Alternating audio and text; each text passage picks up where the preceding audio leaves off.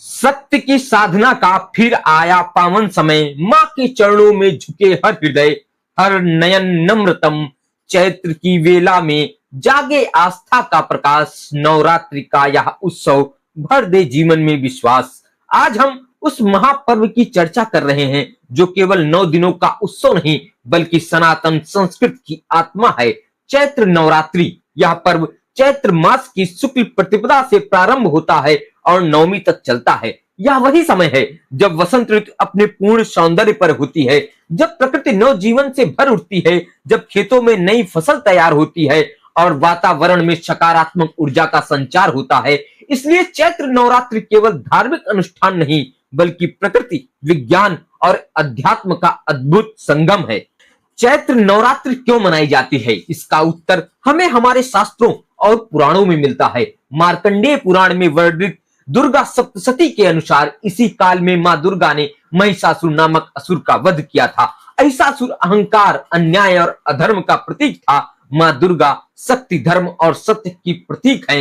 यह युद्ध केवल देवताओं और असुरों का नहीं था बल्कि यह संदेश था कि जब जब अधर्म बढ़ेगा तब तक शक्ति का अवतरण होगा। इसलिए नवरात्रि अधर्म पर धर्म की विजय का उत्सव है। इन 9 दिनों में मां दुर्गा के 9 स्वरूपों की पूजा की जाती है। शैलपुत्री से सिद्धदात्री तक हर दिन का विशेष महत्व है। पहला दिन स्थिरता और संकल्प का, दूसरा तप और साधना का, तीसरा साहस का, चौथा सृजन का, पांचवा मातृत्व का, छठा न्याय और धर्म का, सातवां निर्भयता का, आठवां पवित्रता का और 9वां सिद्धि एवं पूर्णता का प्रतीक है। यह 9 दिन हमें आत्म विकास की 9 सीढ़ियां चढ़ने की प्रेरणा देते हैं।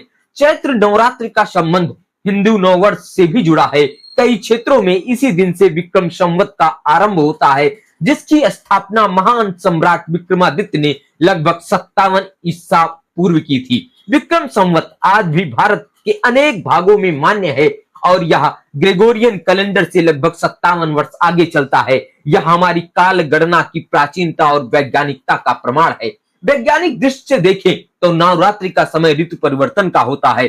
सर्दी से गर्मी की ओर बढ़ते इस काल में शरीर की प्रतिरोधक क्षमता प्रभावित होती है। इसलिए उपवास, फलाहार और सात्विक भोजन शरीर को शुद्ध करने और ऊर्जा संतुलित करने का माध्यम बनते हैं।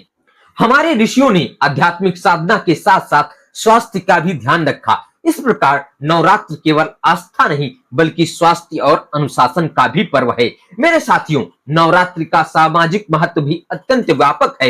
इन दिनों में कन्या पूजन की परंपरा हमें यह सिखाती है कि नारी केवल पूजनीय नहीं बल्कि शक्ति का साकार स्वरूप है। जब हम छोटी बालिकाओं के चरण धोकर उन्हें देवी स्वरूप मानते हैं तो यह केवल प्रतीक नहीं बल्कि यह संकल्प है कि हम नारी सम्मान और सुरक्षा को सर्वोच्च प्राथमिकता देंगे। भारत की जनसंख्या आज 140 करोड़ से अधिक है। इतने विशाल समाज में एकता, नैतिकता और सकारात्मक ऊर्जा बनाए रखना आवश्यक है।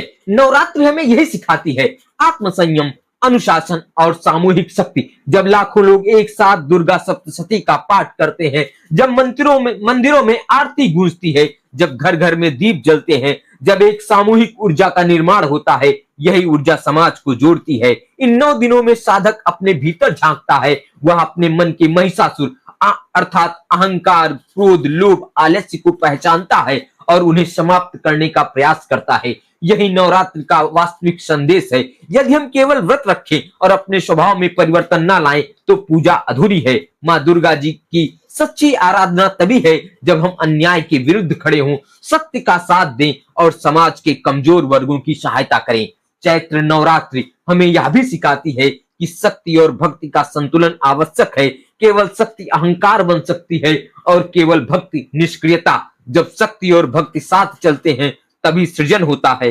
यही कारण है कि नवरात्र के अंतिम दिन रामनवमी भी आती है, जो मर्यादा, आदर्श और धर्म की स्थापना का प्रतीक है। यह बताता है कि शक्ति का उद्देश्य धर्म की रक्षा है। आज आवश्यकता है हम नवरात्रि को केवल परंपरा तक सीमित न रखें, इसे आत्म परिवर्तन का अभियान बनाएं। अपने परिवार में संस्कारों की ज्योति जलाएं, अपने समाज में सेवा का भाव जगाएं और अपने राष्ट्र के प्रति समर्पण की भावना को मजबूत करें। जब हर व्यक्ति अपने भीतर की शक्ति को पहचानेगा तभी समाज सशक्त होगा।